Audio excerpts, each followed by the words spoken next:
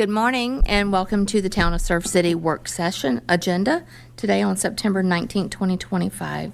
Very happy to have all of you here. We're going to call this meeting to order, and I'm going to ask on Reverend Bobby Owens to lead us in our invocation, followed by the pledge, Jeremy Shugarts. Again, I just thank you for the opportunity. So let's bow and give thanks. Father, again, we bow before you today, and indeed, we give thanks. We praise you, God, because you've blessed us in so many ways. God, we are reminded every day of the wonders of your creation and the opportunity we have so close to live so close to those wonders and just be able to recognize those things. And I thank you, God, for Surf City and the community that it is.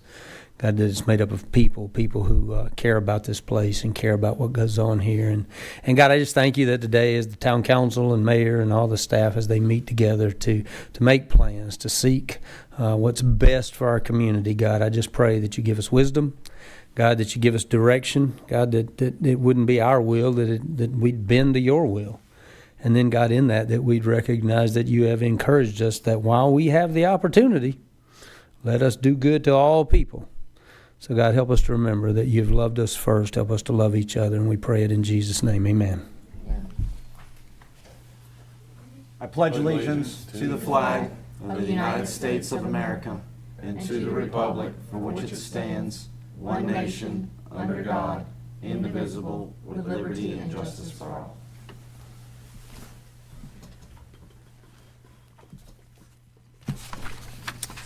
Okay, next up, do we have a motion to adopt the agenda? Madam Mayor, Yes, sir. I'd like to make a motion that we amend the agenda to add an item for closed session specifically in relation to North Carolina General Statute 143, 318.11, to discuss the potential acquisition of real estate and attorney-client privilege. Have a motion. Do I have a second? I'll make a second. Have a first and a second. All in favor say aye. Aye. All opposed, same sign.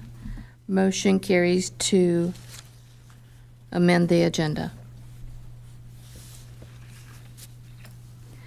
Moving forward. We need to adopt the agenda. Do we have a motion to adopt the agenda as amended? I'll make a motion to adopt the agenda as amended. Do I have a second? All those in favor say aye. Aye. All those opposed, same sign. Motion carries. At this time, we have public comments. I'll look to Carla. Andy Plow. Morning, Council. Thanks for taking time out of your schedule to listen to me. Just a couple of clarifications on the ordinance amendments that we're looking to adopt. I think there are a couple of areas where I have a question and maybe it needs a little bit of wordsmithing. The first one is in the waste ordinance, there's a section 3D2.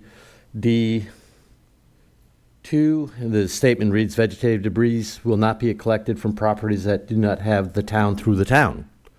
Not entirely sure what that means. I think I know what it was supposed to read. So if we could amend that, that'll help out. With regard to that same ordinance, section 3B1 suggests that only Sundays are the time to put waste out. Some people can't do that on Sundays. Sundays is the Lord's Day. Could we extend that 5 days prior, putting yard waste out for collection? And there's another section in there, 3E1A. It says, yard waste has to be contained in containers prior to its movable to the right-of-way. Not quite sure what that means. I don't have enough containers to put my yard waste in and then empty the yard waste out of the container onto the right-of-way. So we need to kind of think about that. Section G3 speaks to the number of containers that are needed, regular trash containers and recycling containers needed for rental properties. It uses the 4-bedroom criterion. That's a difficult thing to enforce. Bedrooms don't make trash, people make trash. Maybe we ought to think about using the number of occupants or the number of occupant availability promoted through for that particular rental property. So if the rental property says sleeps 12, well, that's easy to figure out. Does it have 4 bedrooms, 3 bedrooms, 6 bedrooms? I don't know. And that's a little bit more difficult to find out. That might be a consideration as well. And then the last thing is in the food truck ordinance revision section F. It makes reference to following health and safety regulations. It would be, I think, to everyone's advantage if we actually direct that back to the parts of the ordinance that list out the specific requirements, including licensing, health, and what have you, rather than just making it vague that it applies. Let's make it specific so we can, when code enforcement needs to, they can check the boxes. All right, that's it. Thanks very much. Oh, look at that. I even gave 30 seconds back. Mickey Tucker.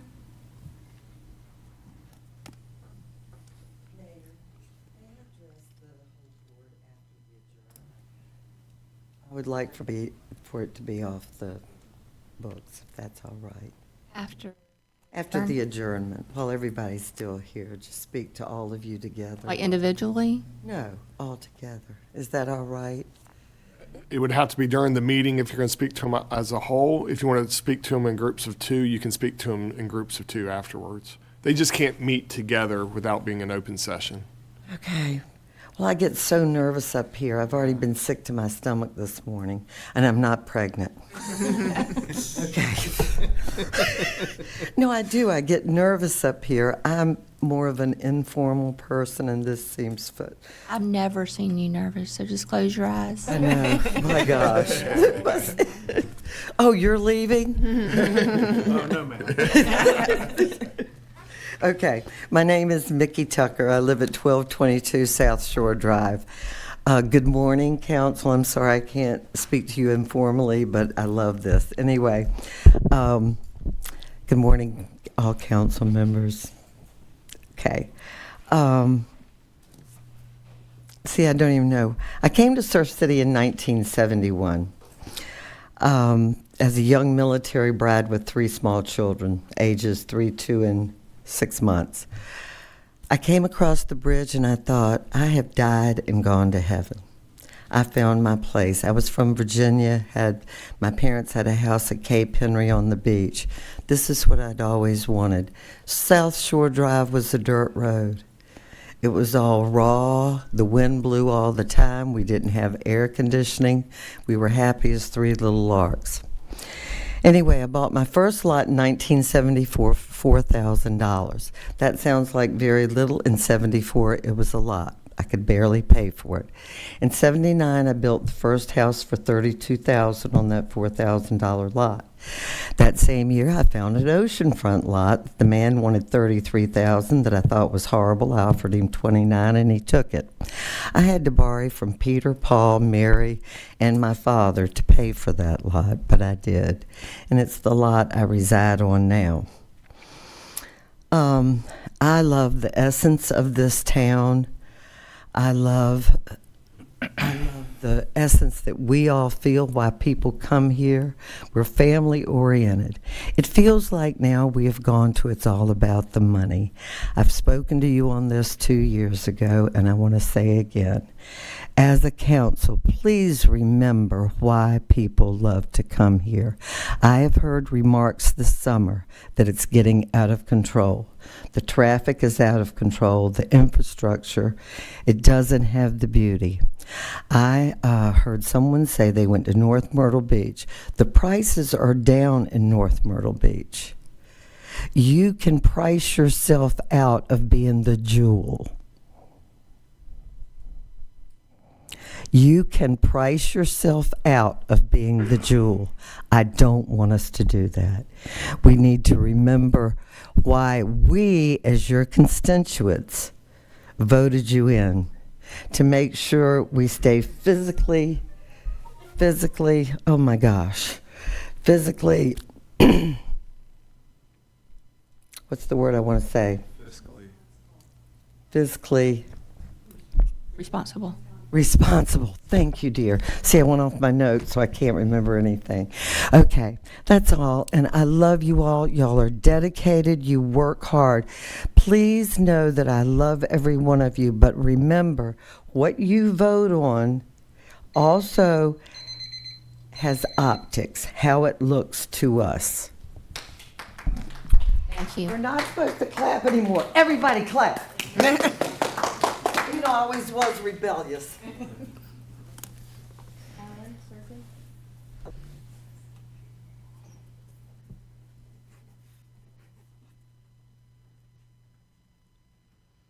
Ms. Mayor, members of the council, my name is Alan Serkin. I'm the executive director of the Cape Fear Council of Governments.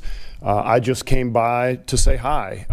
It's been a while since I was in front of this board, and certainly never in this beautiful new building. And I just wanted to take the opportunity to make sure that you guys know that the Council of Governments is here to serve you guys in any way that we can, to support you in any way that we can. As a quick reminder, there are 4 main program areas that we provide at the Council of Governments. Workforce development, we use federal Department of Labor Workforce Investment Opportunity Act funds to train folks for the workforce. We have our Area Agency on Aging, which uses DHHS federal funds to fund things like senior centers and congregate nutrition, home-delivered meals, things of that nature for seniors in our community. We have our Homeless Services Department, which in fact was working with your police department not too long ago, I know, to work on some of the issues you guys have had with regard to homeless folks in the region. And we work across 3 counties working on that program. And then finally, our Local Government Services Department, which is specifically designed to do technical assistance type services for our member governments. There are 44 member governments at the Council of Governments in our 4 counties, Brunswick, Columbus, New Hanover, and Pender. And we perform a wide variety of services for our members. We've got relationships with your manager. Your mayor sits on our COG board. And so just wanted to take the opportunity to say hi. And with my last little bit of time, I'm going to introduce Daniel Adams. Many of you may know Daniel. He's the former planning director for Pender County. He is now our local government services director. We're very happy to have him on board. I think Kyle signed him up separately, so he's got his own 3 minutes to present to you guys. But I wanted to take the opportunity to do that and say hi and say thank you for all that you do.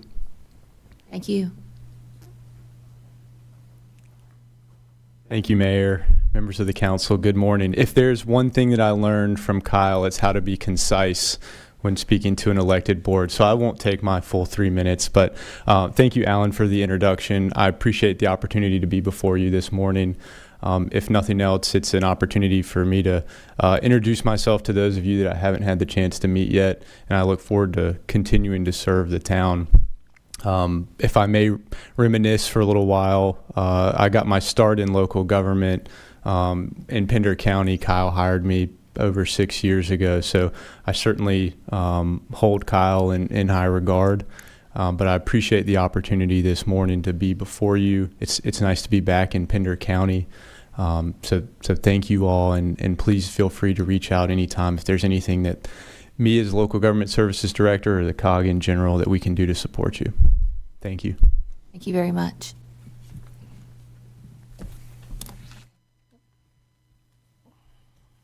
Okay, I'm going to move forward to our items on the agenda here. Item number 1 is the Surf City NC app. And who is going to present the app? Mr. James Horn.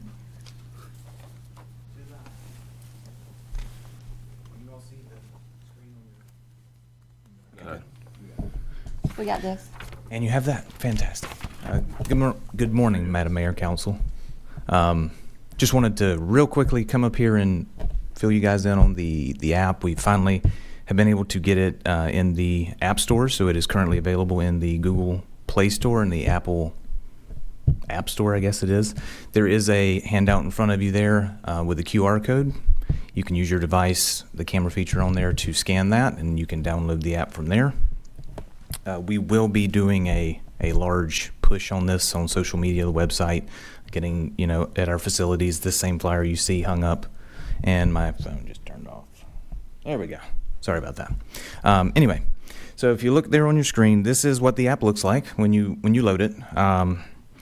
One of the features that we were looking for was something clean, not overly kind of cumbersome or overly complex. So we went with not a minimalist approach, but the bare minimums, right? The things that the folks tend to seek out most often on our website.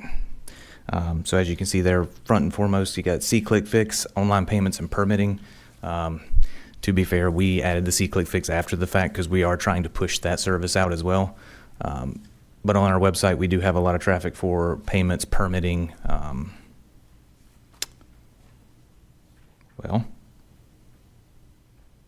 Chris, there we go. Beach parking, things of that nature. So that's why they are so prominent.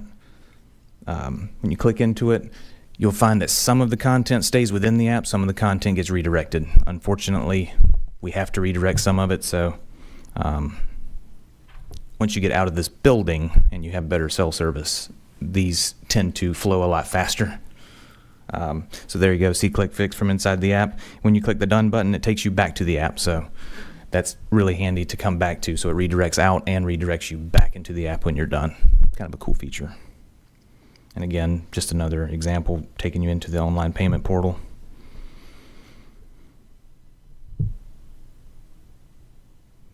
There you go. Aside from that, this is going to still be a work in progress for a little while as we, garner in input from you all, the community, staff, etc. So we will be maintaining it and moving forward, try to make it better as we go.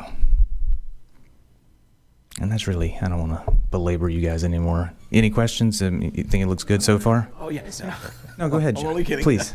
I was just, maybe, Mr. Horn, if you can update the board and those in attendance or might be watching about how they can register to get notified via text messages, because that's another thing, as I've said up here before, is we can communicate with the public, but there are things that the public has to do to get some of those direct communications. How can this serve as that kind of tool? And then secondly, what efforts are y'all doing to make sure the public is aware of this? Got it. Chris? Okay, I was getting feedback. I can't hear myself and talk at the same time. So to answer the second question first, we're going to be pushing all of this out over our social media accounts, over the website, hanging flyers up at our local facilities that have the QR code. The vendor has a really good public engagement package that we're going to be utilizing. They've had a lot of good response out of that, so we're just going to continue on the heels of that and push that forward. As far as notifications go, when you download the app, you have the option to either view it normally, like as kind of an anonymous user, if you will, but you can also sign in or create an account. When you sign in, or when you create an account and sign in, we can send text messages through the app, which if you notice on your screen there, if you click the notification button, under the push history, you're going to get any of your like news blasts. So whenever we update the website with a news flash or a public, what is that called? It's for our like bids and requests for bid and things like that, public notices. It'll load here. Additionally, whenever we send out a message over SMS or text messaging, it'll show up there as well. You can set your notification preferences by clicking in the top right-hand corner, the little gear. Then you go under notification settings. And here you can select what you want to receive. So content updates, that's going to be pretty much anytime something substantial or integral to the app changes, you'll get a notification. So like if we update, say, a static page on the emergency management portion, you would get an update saying that an update had occurred. The public channels, that's going to be where we send out our text messages. So right now we only have all users. We can go in and group those if we wanted to, whether it be geographically or however we want to do it, like business versus resident. Right now, we just send a blast and it goes to everybody. And finally, the protected channels, the diagnostics, that's going to be on the app side. That's them figuring out what works, what doesn't work, what bugs are, things like that. You have the option to turn that off if you don't want to report your data to them, or if you do and you want to help them create a better app, you can certainly opt in for that.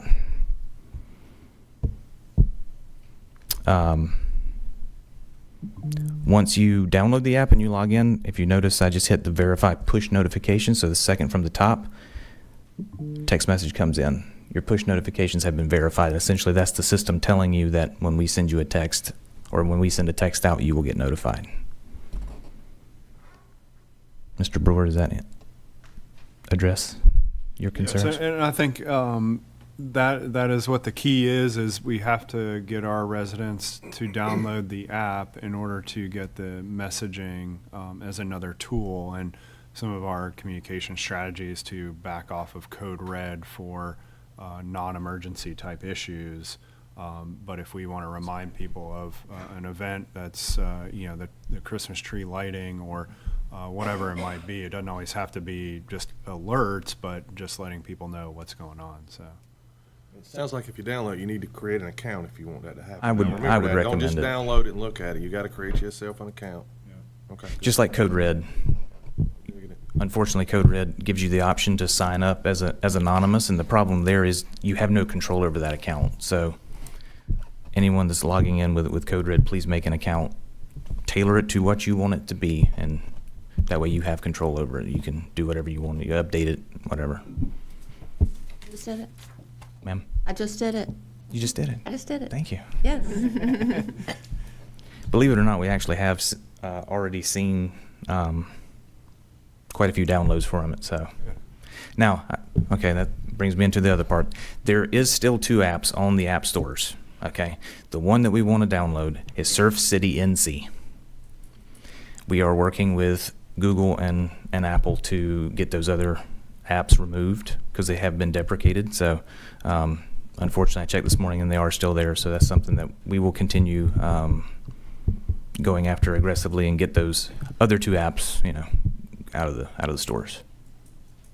Can you add that new app icon onto your brief so that when people see when they go in there, they'll recognize, okay, this is the one I want. We can do it. Any other Anyone else questions? have any questions? Okay. Go through it if you have anything, or please provide any input you may find, and we'll continue making it better and better. Thank you, James. Thank you. All right, next item is the Harvey CLJ Building Group LLC annexation petition, and Carla will present. Good morning.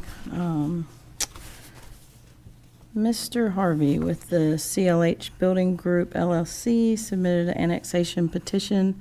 This is for a tract out on US 17 at Perkins and 17. PIN number is 42267416820000, approximately 1.3 acres. Asking for a C3 zoning, which you'll go to planning board for, but right now I'm just asking if you'd like for me to investigate this further. This is an area where other people have requested annexation, correct? It's on the east side of Highway 17 before you get to Perkins Road. Doesn't necessarily mean that they will receive our water and sewer services, right? It's possible, but I understand he has met with Mr. Price as well as Mr. Smith to discuss kind of some options and what would or would not be available for them if they were to get annexed. Again, this is just for Carla to investigate. It is not us voting to put the property in the town. It's just for her to investigate the property. Correct. Does anyone have any questions? I'll bring it back to the board after that, just to let you know everything's legitimate and what the planning board, it will go to planning board before it comes back to you with their recommended zoning according to our land use plan. Anyone have any questions? Okay. Consensus. Do we have a full consensus? Yes. Thank you, Carla. Next item is special events food trucks. And Kyle Brewer will present. Good morning, Madam Mayor and Council. This is a ordinance revision to the municipal code to identify exceptions for food trucks and food carts that are operated under the conditions of town-approved special events. The way the current ordinance reads is it's totally in regard to annual food truck permits, folks that visit the town on a regular basis, special events, how they're designed. The town may seek opportunities from vendors outside of Surf City to provide variety for events, et cetera. And they may have no desire to obtain an annual permit, as they may be a one and done type of offering for whatever that event is. So the exception was provided within the ordinance to allow for the special event process to really take the control over location, noise, lighting, et cetera, as it may be unique to said event. Also, the standards for being within 100 feet of a front door of a restaurant, sometimes that may not be able to occur either. So, Mr. Plyle, thank you for the comments, and he did email me these yesterday, so I was able to look at them and try to address them. And by no means would it have any circumvention over the health department inspection requirements, or any of the regulations that have to do with health and safety for food trucks. So we can certainly add back into that exception language reference to those other code sections within that ordinance. It would be a very minor update that we can do just to make sure that there is clarity there, and I'm completely okay with that.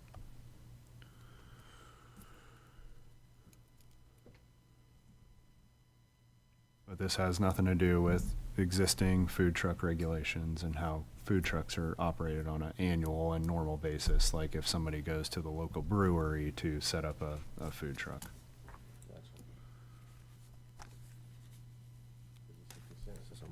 Yes. That's a consensus? Yeah, looking for consensus to move it over. And again, if council is in agreement, we'll just go back in and make some references, and I'll bring up a couple other items with the solid waste ordinance as well. And you feel like you covered what Mr. Powell brought up? Anything, clarifications that? Yeah, I mean, the intention, again, I think is, of course, making sure health and safety items are covered. And then the other large intention of the ordinance is just being able to have special event food trucks being operated separately from regular food trucks. And item number 4, basically, a valid health permit or most recent notice of inspection must be obtained by the duration of the food truck permit. That pretty much covers Mr. Plow's question. Yeah, and there's things like fire extinguisher stuff for fire rating, and so anything that has to do with the health and safety of the food truck is certainly still maintains a priority, and I'll go back through and just make those references. Have a consensus? Yes. Yes. Okay. Thank you, Kyle. The next item, Chapter 15, Solid Waste. And Kyle Brewer will present. Yes, thank you. So this was a follow-up from last month. I had given a presentation on some of the revisions for the solid waste ordinance, and primarily trying to address, the issue that we've been having with carts being overflown, citations being issued, and process for enforcement with that. With that, brought other opportunities to clean a few things up. Once again, had the opportunity to discuss a couple of items. The first one that I just wanted to bring to your attention, as noted, was that section 3D2. And that language does need to be updated to provide the reference for basically vacant lots that do not have utility accounts, would not qualify for vegetative debris pickup. The other portion of that I've had multiple discussions with various individuals is members of a community may have a understanding or agreement with a property owner that owns a vacant lot within their community that they historically have put their vegetative debris on. And I think that the intent of the ordinance is to prevent that from something that's being abused. However, if there is an agreement, not something that we want to get too overly involved in, but we can certainly work with the property owner and a representative of the community to notate an account or notate the vegetative debris route, that the town would still pick those things up because it is being generated from one individual property, but having a property owner verification is crucial for that, and administratively we can make that occur. The next item, and so long as council is okay with that, we will set up the parameters for it. But again, absentee owners, we can work with the utility account owner to identify those alternative pickup locations. In that same sense, we are not collecting vegetative debris from HOA properties, common areas, vegetative debris that's generated from those properties of trimming trees or whatnot. The HOA would need to contract with their own vegetative contractor to remove those things. So just want to make sure that there is a clarity there. Section 3B1 that was referenced in regards to having the vegetative debris out on the Sunday prior to the pickup week.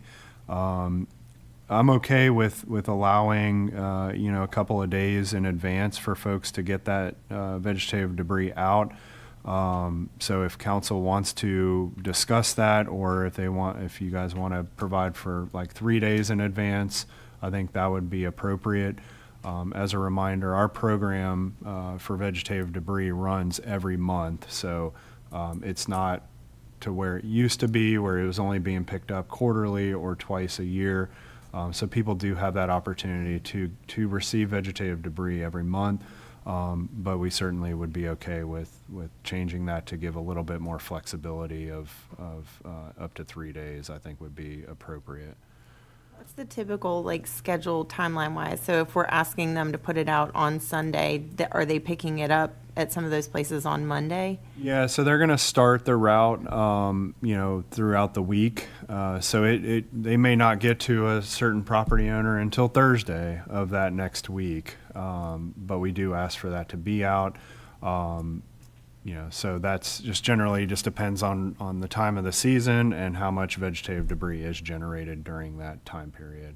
I think 3 days is plenty. I mean, that gives you the opportunity, that way if there's weather or something too, you're not stuck to one day that you have to be out there, but I wouldn't want it to do more. Sure. Because we also don't want stuff sitting out for weeks at a time. Yes, that is troublesome for us, and it's very hard for us to track. So we can certainly do that as long as council is okay with the 3 days. The next item I wanted to bring up was the yard waste being stored in containers. Again, we can provide a reference back to Section 3A2, which gives very clearly the two options that people have of neatly providing bundles of vegetative debris or within paper bags. So you do have that option within the ordinance, and again, we'll just reference back to those two sections. I'll address the household refuse, section G3, and I certainly understand that we do have issues with rental properties, and specifically vacation rental properties, and having adequate carts for trash being generated. I think this is a very difficult administrative task. To be able to track down, number one, bedrooms, let alone occupants for these houses. I wish we had that sort of data readily available. We just do not. So unfortunately, I think that really the only logical way that we can continue to keep our finger on the pulse with this is going to be through the enforcement process. And if somebody does not have enough carts, then they're going to enter into that enforcement process that was explained last month, of a warning, $50 citation and then a $100 citation. Because once we get to that point, it is more economically feasible to purchase an additional cart as opposed to getting fined. So I don't feel like we'll get repeat offenders once we get to that level, and we can then communicate if we are having issues back to the rental company or individual if we are continuing to have those challenges. So that would be my response for that. And then just as a reminder, this ordinance provides clarity for having lids being closed, that definition being within 12 inches of that actual lid touching the top of the trash cart or recycling cart. Provided additional definitions, where carts can be located, et cetera. So if there's any other questions on this, we can make some of these administrative updates if council is prepared to take this on for adoption in October. I would agree with Alicia on the 3 days prior. And as well as, you were talking about if you own the property next door, there, Yes. you could place it on. Yeah, the only thing, what we'll do is we'll, if we start seeing that, we want to communicate with our residents that they just need to make sure they're letting the town know. Because a lot of times what we see is the enforcement side of this is that somebody's putting vegetative debris either knowingly or unknowingly to the property owner, and the property owner is getting the citation, or they're the ones that are getting in trouble. And when they get that letter, they're obviously very upset that they have received this because they were not part of the act of creating this violation. So as long as we have the property owner let us know that they're okay with it, we can monitor it for any sort of abuse, et cetera. But I think it's a fairly common practice in some of our neighborhoods that, especially on the island, that they're using this vacant lot with permission of the property owner. When is our next one scheduled? Every month we do veggie pickup. So the south end of the island is the first week of the month, if I'm not mistaken. North end of the island is the second week. So first week of October would be the next one. Those homeowners call. Yeah, not the homeowner. We would need the property owner who's allowing the other homeowners to put the vegetative debris. And that way we can just notate our system and manage that from the administrative side. Okay. And then with the bins that are potentially over full, we have a warning essentially, then you get a fine, then you get another fine, then it's initiated that you may get a second or third can and be charged for it. Yeah, and that's also too on a yearly basis, so it will reset because some people may have differing circumstances year over year. But yes, that is our intention is to find those and make sure that we get the attention of those folks, because that's the problem that we see is not having enough trash carts, overflowing, and then the litter that is being produced by everything. Does the citation go to the realtor in the No, instance of a rental? it's going to go to the property owner. Okay, so the realtors are probably the individuals that know how many people occupy the house. Yes. The property owner might not. Yes. So is there a way of letting the realtors know? That if it's Typically, occupied by yeah, X typically number more what we people? see is that the property owner gets a citation, we might be the second call. The real estate company is going to be the first call that the property owner is making because they're managing, generally speaking, all of those things. And there's an expectation that is, the solid waste is being managed. What I mean was, the realtor knows or will know how many people occupy the house. Yeah. If it's a 3-bedroom house and you have 26 people occupying it, which happens. The realtor, I think the realtor should be notified that, this is going to come down the pike. So if he sees that there's 2 garbage cans and he really needs 4, he should interact and get 2 more garbage It's very cans. difficult to identify which realty company's handling the individual. Yeah, I mean, They're going to get the call for the citation. yeah, and let's see, Matt started yesterday, so we don't have a good track record with just the direct communication with real estate companies. But typically, code enforcement has those contacts and can communicate, especially when it becomes an issue. And a lot of times, these houses will have the little sign right on the front, managed by, and Right. we have that opportunity to communicate. But Well, I'm referring to a neighbor of mine. She just, there's occupants there now. There's 9 cars in her parking lot. And I know it's a 3-bedroom house. Sure. So they're obviously really good friends, but I know that their garbage cans are going to be overflowing. Yeah. Without a doubt. I mean, Sure, they're going to be there for a sure. week, you know. Yeah. But Well, she and that- doesn't know that. She lives in California, so she has no idea how many people are sleeping in her house, but the realtor does. Yeah, and that just goes back to them holding that information and us communicating to them what the ordinance is and citations. You know, the thing about Surf City has managed the solid waste program and has managed a violation-based program, a proactive program. So a lot of folks do already know about this, but we'll communicate these minor changes back to our real estate companies through the resources we have. We're working on the annual penalties for the fines, but once you get to a point where you're required to have that second or third trash can, that doesn't revert back, right? That stays unless they call and request to have it reduced or something.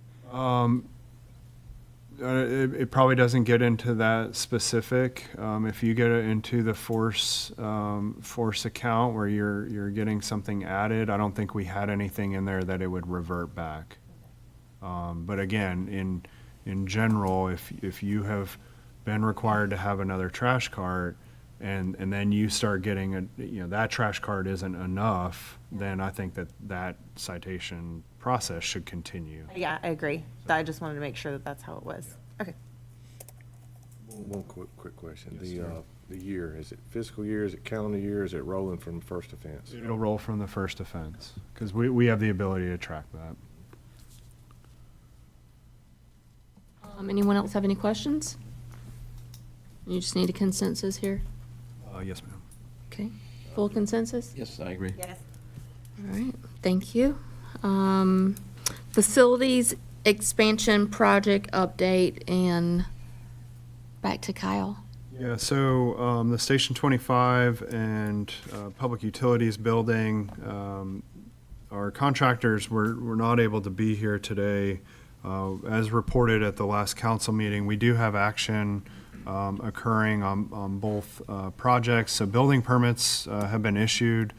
The prices for metal building, the metal building erectors, concrete, masonry, plumbing, electrical, grading, and mechanical will all be in by the end of today. Grading and lot clearing will begin at Public Utilities in 2 weeks. Station 25 will be following 2 weeks after that. Price and the team have been working very closely to facilitate movement of equipment and assets from Station 2 or the Public Utilities building location, so we will be prepared. Surveys and locates have been ordered for both the projects. Metal buildings have been ordered for both buildings. Preliminary drawings have been issued. Delivery for both of those in the next 4 to 6 weeks. So we're going to start seeing some activity occurring at the Public Utilities building first. Nothing has come in extraordinary to really report on. We looked at concrete pricing. Those came in under budget. However, we'll have some additional asphalt that we have to do, so those may wash when we get to that point. But overall, the steel building pricing was within the budget as well for both of those buildings, and we'll start having the financials tied to all this as well as the work efforts being done from this point forward. So just letting y'all know that we are seeing some cost savings with both the projects moving forward. The one being from the enterprise funds, the other one being fire department being from the general fund to move these projects. Happy to answer any questions.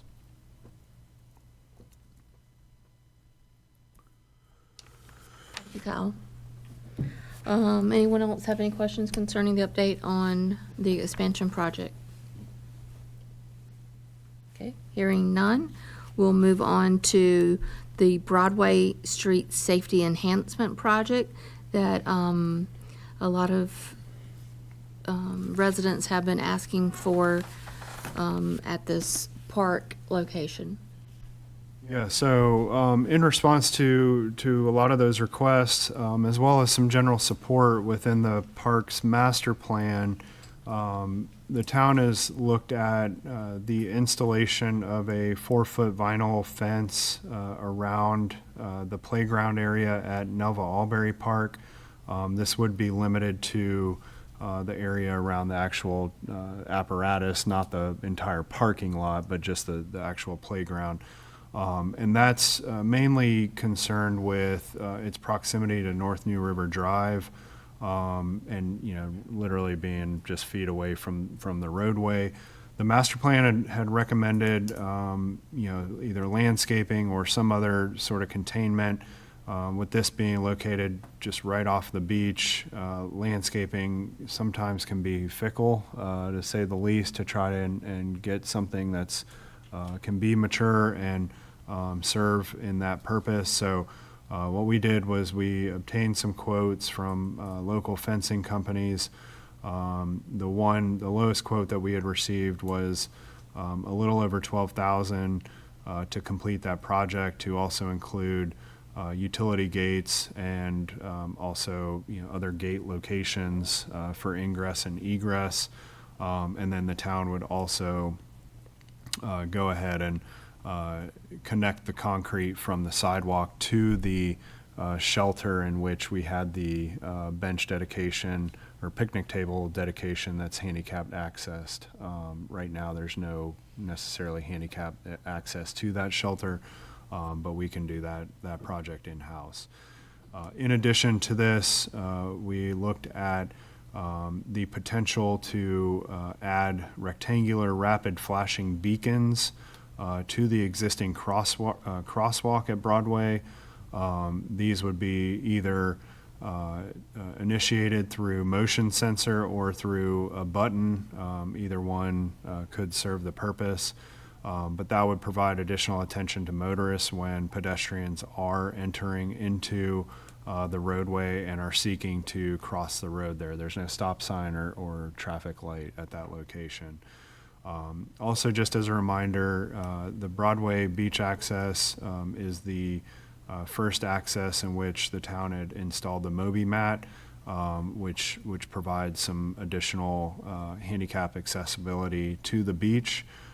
So these improvements can add to the features and amenities for what really is a regional beach access on the north end. In total, the project cost would be approximately $20,000, and I'd like to receive consensus from council to move forward with this if you so desire, and if that consensus is provided, then we would then put together a budget ordinance amendment to fund this project, as it was not specifically identified within the budget this year. So we've looked within Parks and Rec budget. You know, our Powell bill money is you know, already delegated to this upcoming road project, so we'd have to seek an appropriation to get the project completed.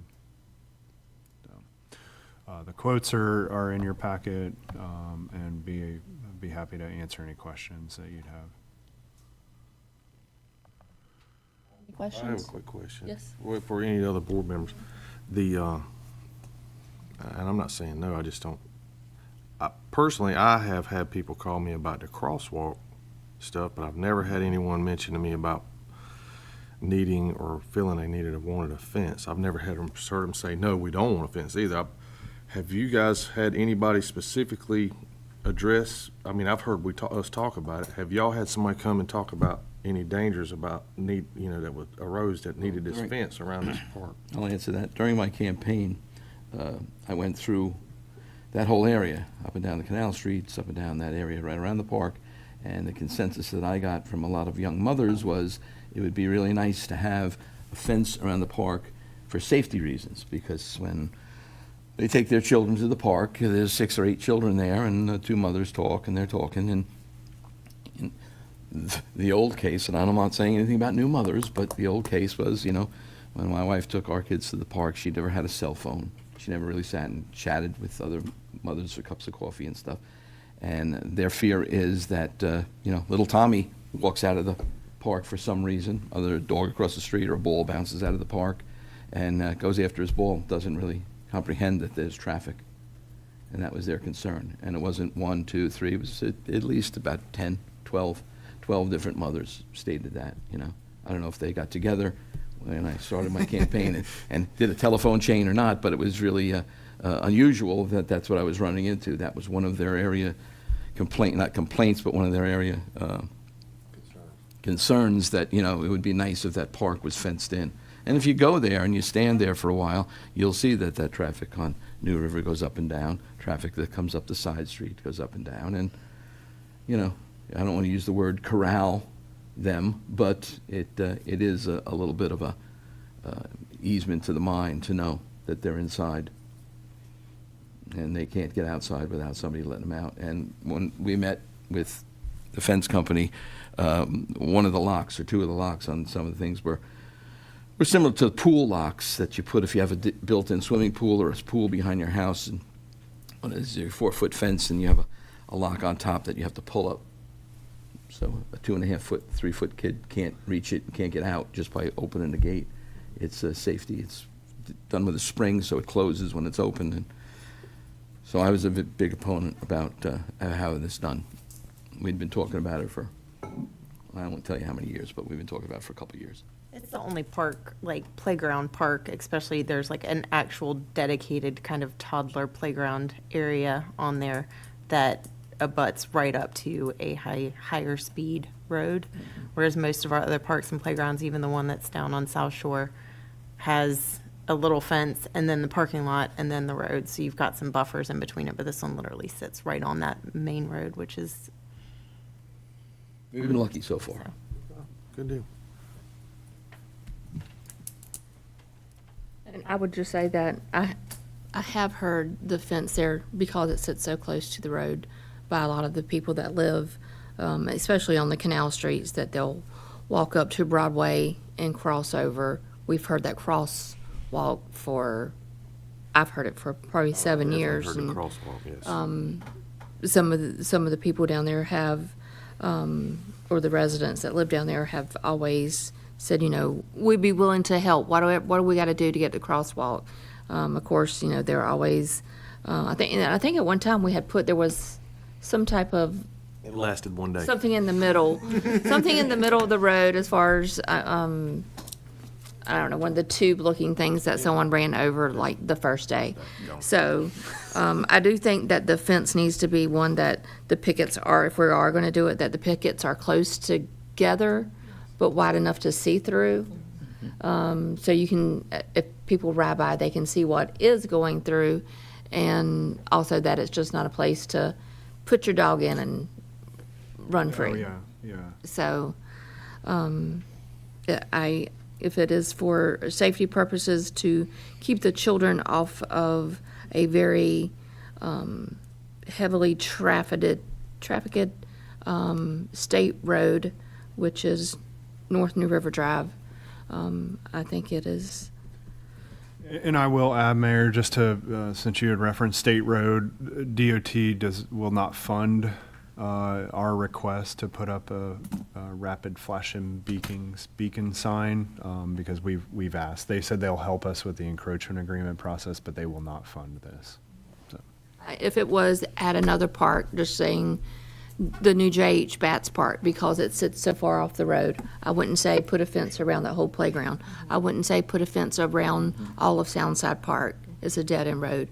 But this park does sit right on New River Drive.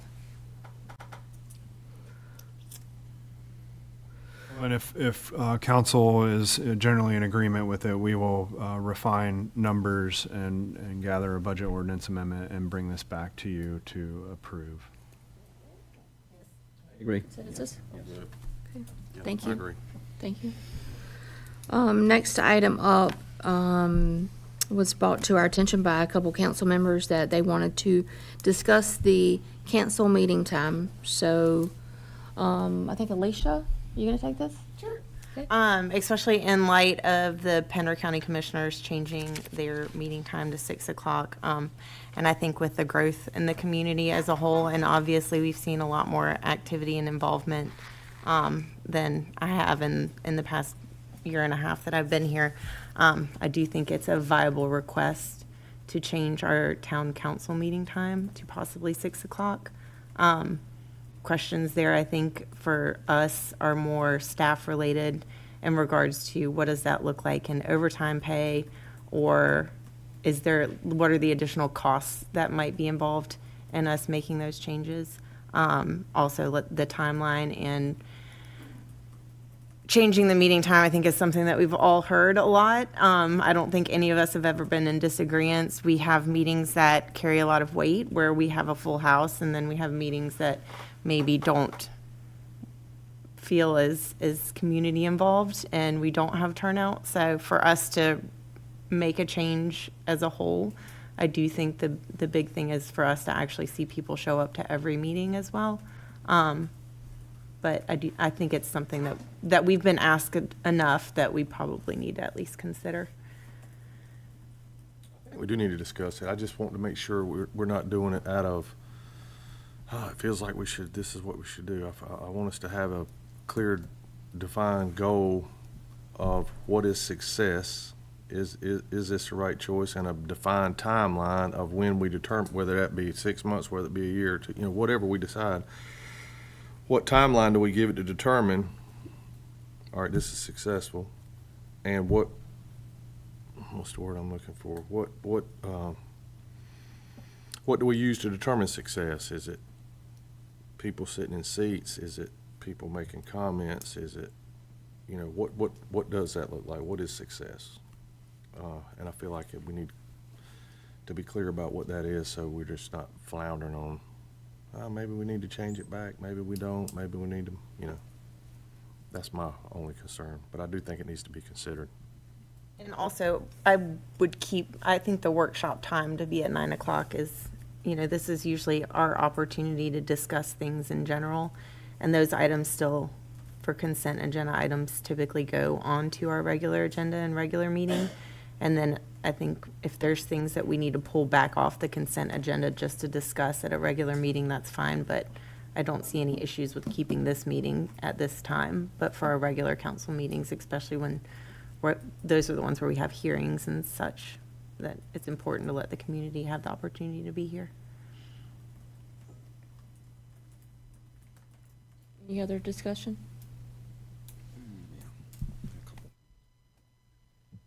I think, well, I base it on when I first started coming to the meetings, and that was at the community center in the gym. They were at 6 o'clock, and it seemed like it goes when there's something important or something that sounds like it's going to be some fireworks. We get a full house. When it's just a regular meeting agenda that's there, and there isn't anything that jumps out at anybody, it's less than a full house. I think to have something at 6 o'clock, well, I'll go back. I remember hearing, 4:30 is really hard for me because I have a business, or I have this, or I have that going on, and I really can't take the time away from my business to get here at 4:30. Well, the same question could be asked: do you take time to go to the dentist? Do you take time to get your hair done? Do you get time to get your oil changed in your car? If you have a business, you make time around that schedule. I find that there are a few doctors that will going to give you an appointment at 5 o'clock, 6 o'clock, So looking at that, I think that 4:30, if there's something important for you and you want to hear or you want to comment on something, you'll make a provision to get here at 4:30. Just the same as if you would at 6 o'clock. But I think at 6 o'clock, you wind up, you've got families, we're coming up on we're in the school year. So at 6 o'clock, what are people doing? They're getting their kids ready for dinner.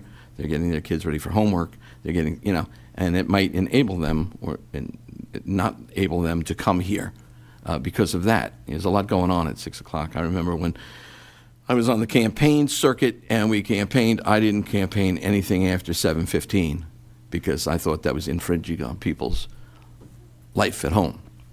So I would do my campaigns early and my walks early to not interrupt their schedule. But that's just how I feel. So I'm in favor of leaving it alone, basically. And not to mention the cost that it might incur the town. And I don't have the numbers on that, but I'm sure that there's going to be some sort of factor in that. And that's all I have to say for this point. Yeah. So first of all, it doesn't matter to me. I'm going to be here at 4:30. I'm going to be here at 6 o'clock. I mean, whatever this board decides, I'm good with. I just want to backtrack a little bit because I want to play devil's advocate both ways. But once again, I have no opinion either way. So when my first year, I've been on council for 8 years. The first year, I felt the very same way that Miss Hawley did, 100%. And I was I felt like people wanted to get involved, so people were talking to me about this. So I sat down with Mayor Medlin, and I sat down with the Mayor Pro-Tem Fowler at the time. We sat down, and something they said to me was, so hear this out. They said, people do not, I wrote this down actually, people do not come out based on issues, they come out based on time. They don't come out based on times, they come out based on issues.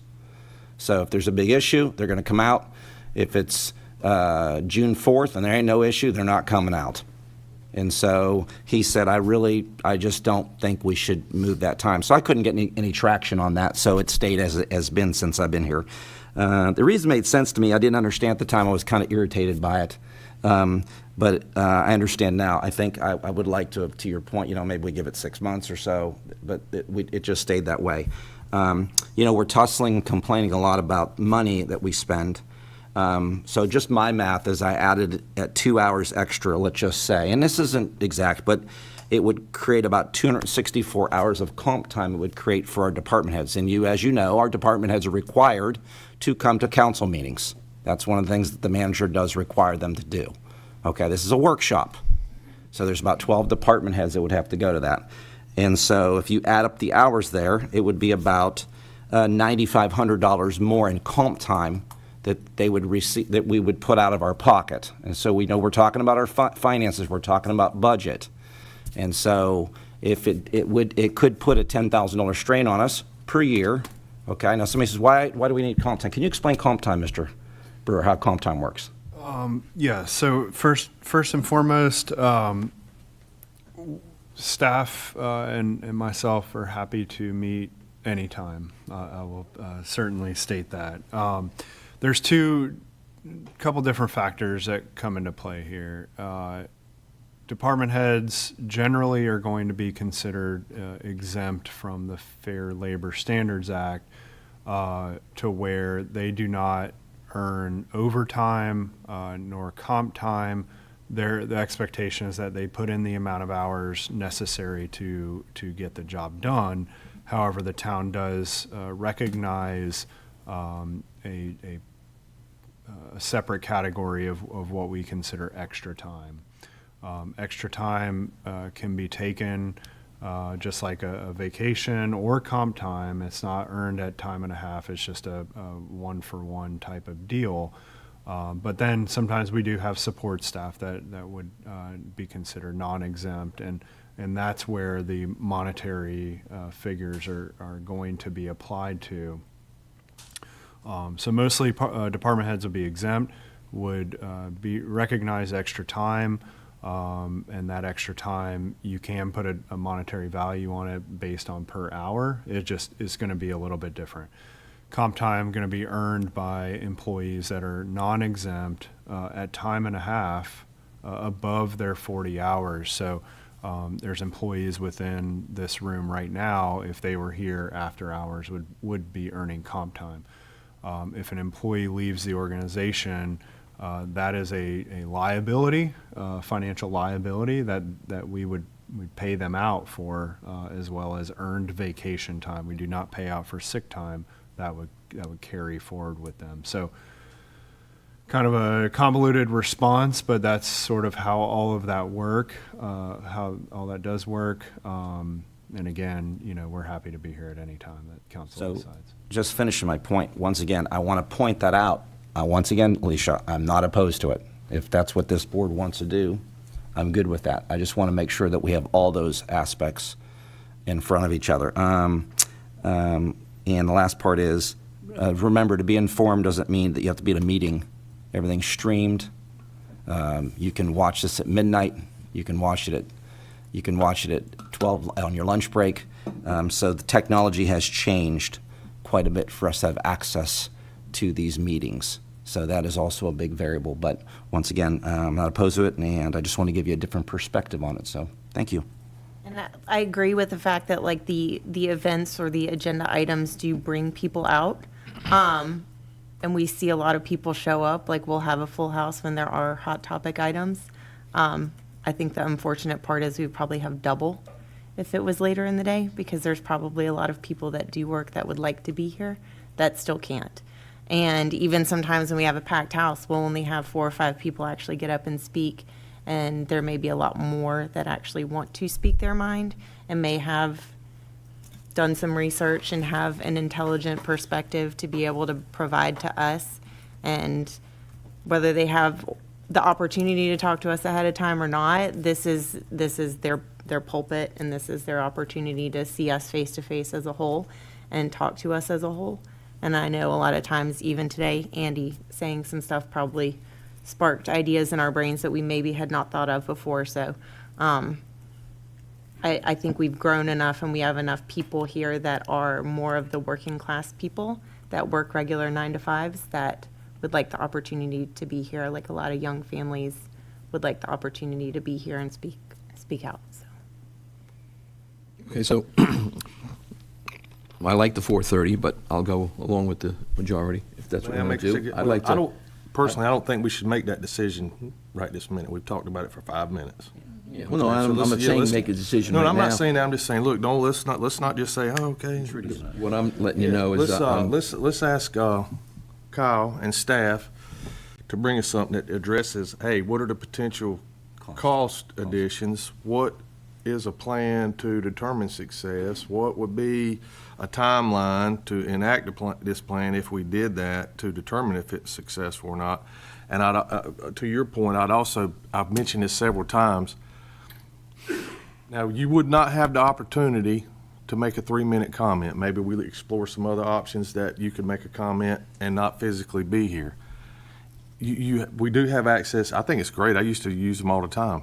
Especially if I heard something, I'd go back and look and watch on YouTube. I almost believe you get better information watching it 5 minutes after, because sometimes you're in here, you can't hear it. You can't hear me, can you, Miss Mickey? So you get to rewind it and hear it. Did I hear what I thought I heard? And you get to skip through stuff you don't want to hear.